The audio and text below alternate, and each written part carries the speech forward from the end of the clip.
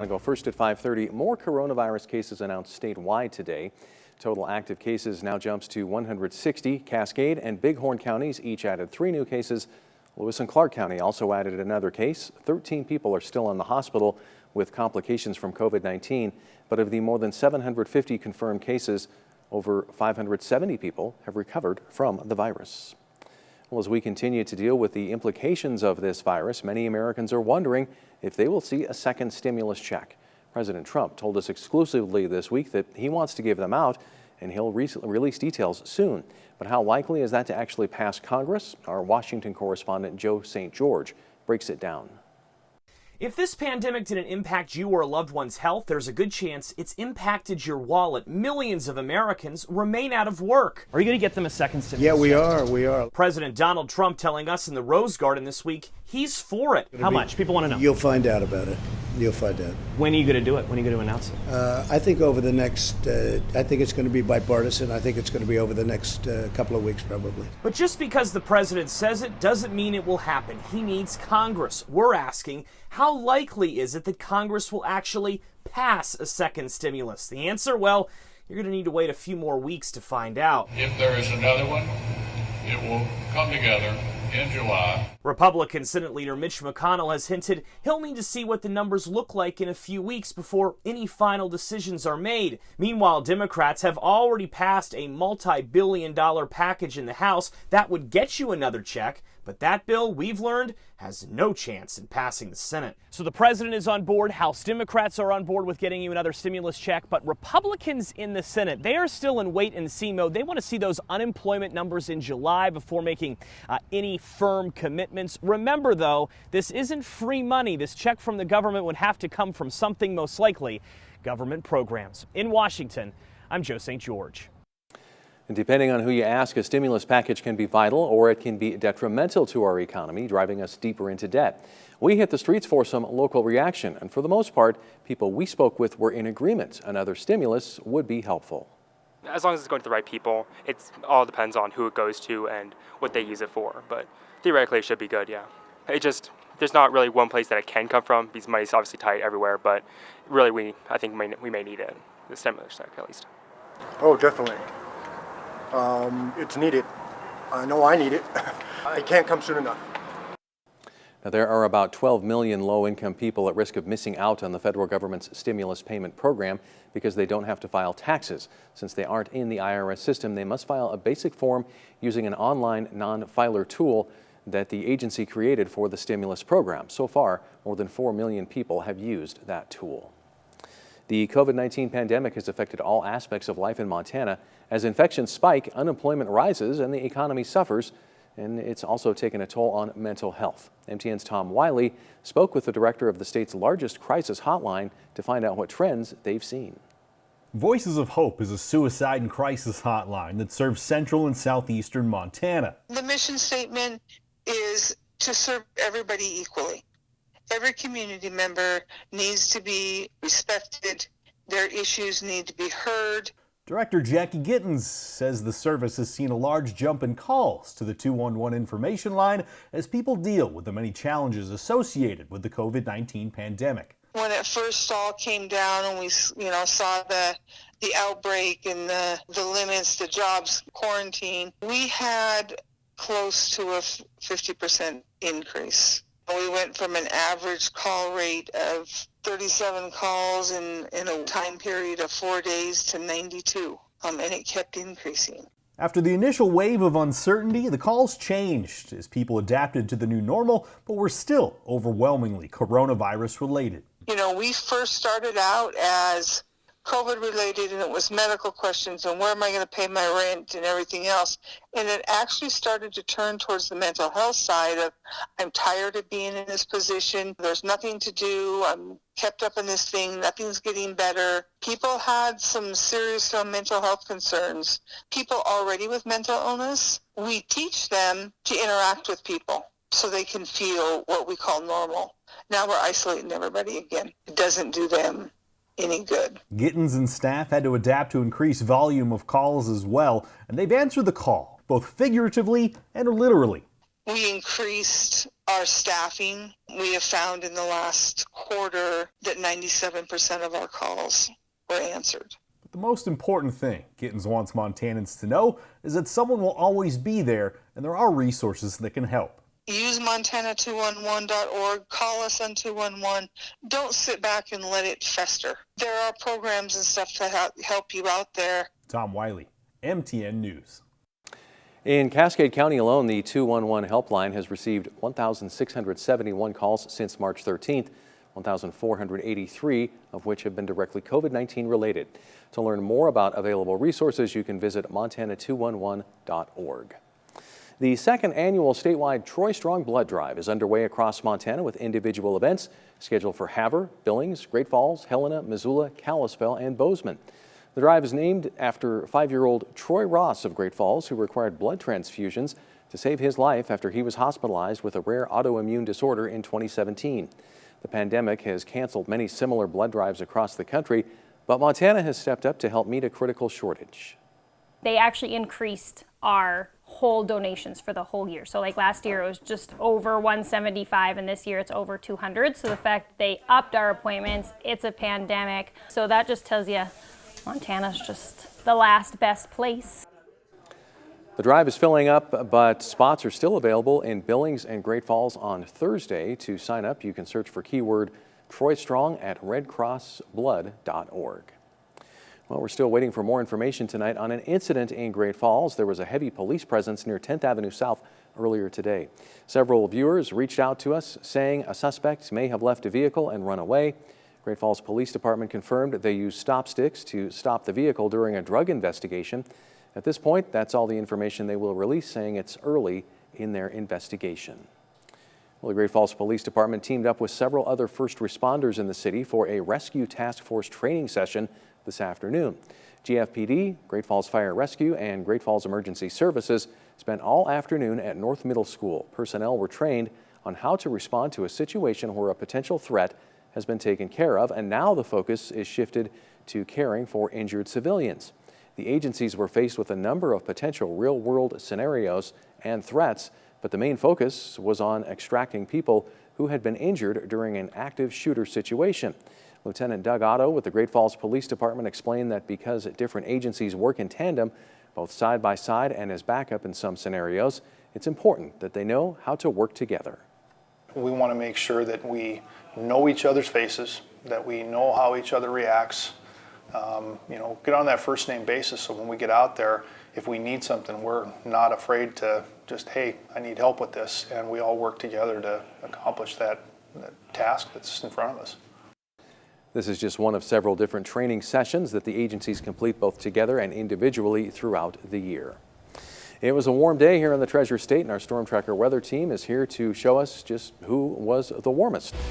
So, here to take us inside the numbers, Grant Garland joins us. Grant, feels like summer is now in full swing. It is. It was a warm day indeed, and we're seeing temperatures still in the upper 80s for a lot of us. Take, for example, Glasgow, 89 degrees, looking at 88 in Helena, 86 in Great Falls, 81 in Lewistown, and 85 in Cut Bank. But what about us? Again, 86 today for Great Falls, the record set back in 1936 when it was 101 degrees. Also the year that the helicopter was invented. Taking a look outside right now, looks beautiful. It feels, and it is warm too, 86 degrees, but with that 8-mile-per-hour wind, it does feel a little bit cooler at 83 degrees. So, you might want to just go ahead and get the dog and take him for a walk real quick. Temperatures right now, 87 in Helena, still looking at 89 degrees in Glasgow as well as out towards Havre. And we are seeing some clouds that have been moving from Havre out towards Glasgow.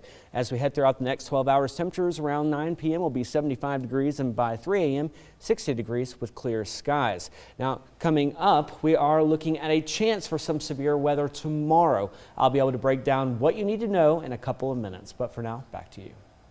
All right, thanks, Grant. Well, as the temperatures heat up, mosquitoes are back and they're biting. But Cascade County Weed and Mosquito Division officials say this mosquito season isn't quite as bad as you might think. Currently, only 2 species have been identified as West Nile virus carriers.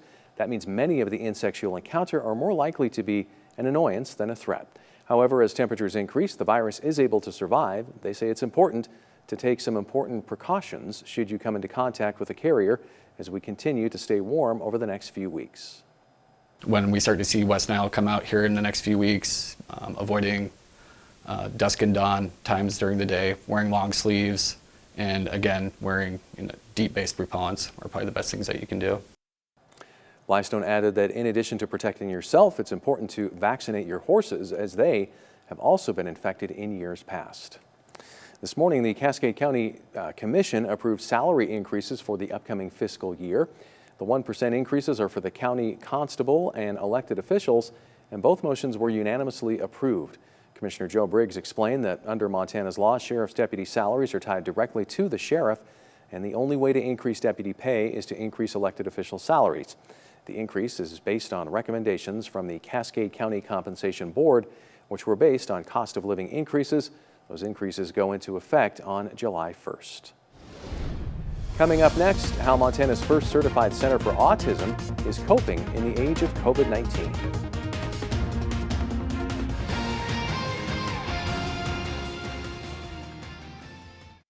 Powered by the Montana Television Network. The 5:30 news continues on KRTV, Montana's news leader. Welcome back. Since early May, millions of dollars in grants have been distributed to businesses and organizations across the state for Heartism. It's Montana's first and only certified autism center in the state. The impact of the grant will offer more than just financial help. MTN's Megan Mannering has the story. Restaurants, retailers, tourism, nearly every industry has suffered at the hands of COVID. But for one nonprofit, the pandemic hit particularly hard. We've all been isolated. We've all been struggling to get through this pandemic, but families with special needs even more so because our kids don't understand. Heartism in Corvallis uses the arts to educate and socialize kids on the autism spectrum. On March 13th, Heartism closed its doors. Its founder, Jessica Fitzpatrick, worried for the long road ahead for the families who frequent the center. And you know, of course, we didn't know how long it would be. We were thinking a few weeks, maybe a month, and then months turn into many more months. And if the closure proved anything, it's just how vital the center is for the kids who use it. Fitzpatrick saw that firsthand in her own daughter, 15-year-old Sequoia, who was diagnosed with autism over 10 years ago. My daughter was devastated. She went from waking up each day and looking at her list of to-dos, going to school, going to therapy, having a play date with one of her helpers, going to the gym. All of these things are canceled. So all of a sudden, it's like wake up in the morning and what are we going to do today? We're going to stay home. Well, that's her least favorite thing. So it was weeks of adjusting and with her just being devastated because her schedule, her routine was demolished. Fitzpatrick says COVID was yet another piece in the puzzle that is autism. But she and her team were determined to reopen the center. And with a little help from the Montana Coronavirus Relief Fund, they're well on their way. We received the social services grant for $10,000 and we're using that money to pay for rent and operation expenses. So we're covered through the end of the year, which is fabulous. Not only has Heartism rebounded, they're coming back stronger than ever. During the closure, the staff completed training to become the first and only certified autism center in the state of Montana. I think this community center could be a blueprint for communities everywhere. I think it's really important for people with autism and people of all abilities to have a space that they can call their own. In Corvallis, Megan Mannering, MTN News. Heartism is still waiting to resume normal group activities at the center. For the time being, they plan to meet as a group in the outdoors or through Zoom. Well, our next weather maker is moving in, bringing the potential for some severe weather. I'll have that in just a few minutes. Thanks. Welcome back, everyone. I hope that you have had a fantastic Tuesday. We are looking at temperatures right now, 86 degrees with winds out of the west at 8 miles an hour. So it does feel a little bit cooler at 83 degrees here in the Electric City. Elsewhere, let's go down to Helena, a little bit warmer, 88 degrees, as well as down towards Fort Benton and 83 in Cut Bank. Elsewhere, we are looking at temperatures around 89 in Jordan, as well as Glasgow, and 84 and again around that Cut Bank area. We are also looking at a few clouds clouds for our friends to the northeast of us, even though many of us are seeing sunny skies. So we have been looking at cloud cover making its way through Fort Belknap as well as Malta, Whitewater, and it's going down towards Glasgow as well as Opine. Now we aren't seeing any rain with those clouds, so that's the good news there, but we are expecting rain to be on the way. And why is that? Well, it's because of this cold front right now that is associated with the low pressure in Canada that's going to be pushing down towards the Treasure State as we go through tomorrow. And this is what we're also going to be looking at with some possible severe weather. It's going to be isolated at best, but we could still see that. And the reason is because as the cold front gets closer towards us, we're going to see this high pressure actually kind of weaken. And as it does so, there's going to be energy in the atmosphere with temperatures in the upper 80s. So we could be looking at a few showers and thunderstorms right around 6:30 in the evening as this cold front moves through. And we're going to be looking at showers and thunderstorms on the increase as we head into the later evening hours. The good news is that as we go into those later hours, we are going to be looking at the lack of daytime heating, so we're going to see our chances for that isolated severe thunderstorm to really dwindle as the night wanes on. But we're going to be seeing the low pressure quickly move through the area and down closer towards Wyoming.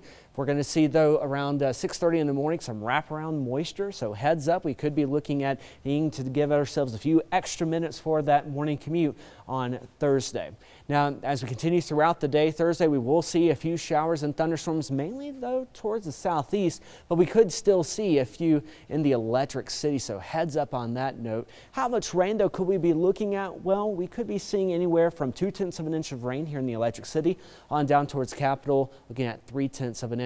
Out towards Cut Bank, over 1/10 possibly, and Havre over 2/10 of an inch of rain. And for our wind gusts, we aren't really seeing any concerns except for those around Cut Bank and on Havre as we go throughout the day tomorrow. We're going to be looking at 10 to 20 mile per hour winds, 5 to 10 for everyone else. But as that front does get closer towards our area, 30 to 40 mile per hour winds will kick up in Cut Bank. Still seeing 5 to 10 in Havre, but as we go throughout the night, we'll see it'll be an oscillation between high wind gusts and low wind gusts, but nothing that's going to be out of the ordinary from what we usually do. 10 to 20 miles an hour in around the midnight hour on Thursday.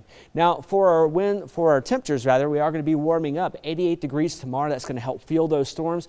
That front's going to drop us down though to 73 by Thursday, warming up to 86 on Friday and Saturday, 82 and 67 on Sunday. Now temperatures tonight will fall down to around 56 degrees, warming up to 88 though tomorrow. We are looking at the chance for showers and thunderstorms kicking up on Thursday, even though we're going to see a 50-50 chance. A better chance for showers though will come on Sunday as well as Monday as temperatures are in the 60s. Tim?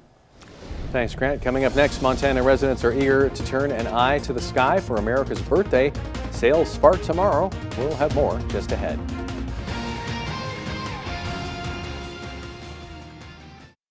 Powered by the Montana Television Network. The 530 News continues on KRTV, Montana's news leader. Well, as we inch closer to Independence Day, fireworks stands are setting up shop in preparation for the holiday. Fireworks sales can begin tomorrow, June 24th. Jeff Ulrey, a fireworks stand operator in East Helena, said despite some of the economic hardship some are facing this year as a result of the COVID-19 pandemic, it looks like it could be a good year for fireworks sales. We're anticipating actually a very good year. Preseason sales in other parts of the country have been up, and people seem to be in the mood to celebrate. I've seen people come, they save their money all year long, and they have their budget and they spend it. So I'm anticipating that that probably won't change at all this year. Before setting off any fireworks, be sure to check your city or county fireworks regulations. In Great Falls, fireworks are allowed within city limits July 2nd through the 4th from 8 a.m. until midnight. There are no rules for setting off fireworks outside of Great Falls city limits. And in Helena, fireworks are not allowed within city limits. The owner of a small drive-in theater in Manhattan recently learned he would be hosting a country superstar's virtual concert. As you might expect, that concert sold out in just a matter of hours.